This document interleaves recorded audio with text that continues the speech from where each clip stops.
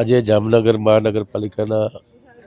કેન્દ્ર અને રાજ્ય સરકારની જે ગ્રાન્ટોના અલગ અલગ વિકાસના કાર્યો સમીક્ષા કરી અને જામનગરમાં ખાસ કરીને સોલિડ વેસ્ટથી લઈ અને સફાઈ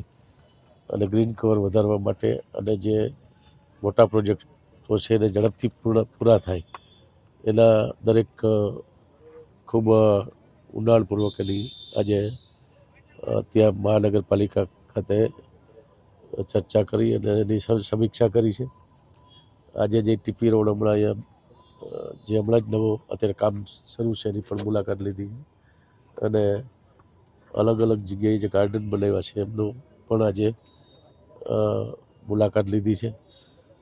શ્રાવણ મહિનાના તહેવારોમાં જે મેળો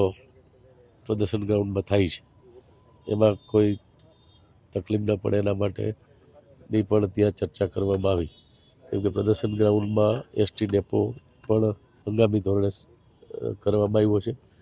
તો એની પણ ચર્ચા થઈ. અને હમણાં આજે અહીંયા અત્યારે જે આ ટીપી રોડ બની રહ્યો છે એના કારણે અલગ રસ્તો મળશે, એટલે જે આ એસટી ડેપો છે એને પણ બે જગ્યાએથી ડાયવર્ટ કર્યો છે, તો એ સ્થળની મુલાકાત લેવા માટે અહીંયા આવ્યા છે.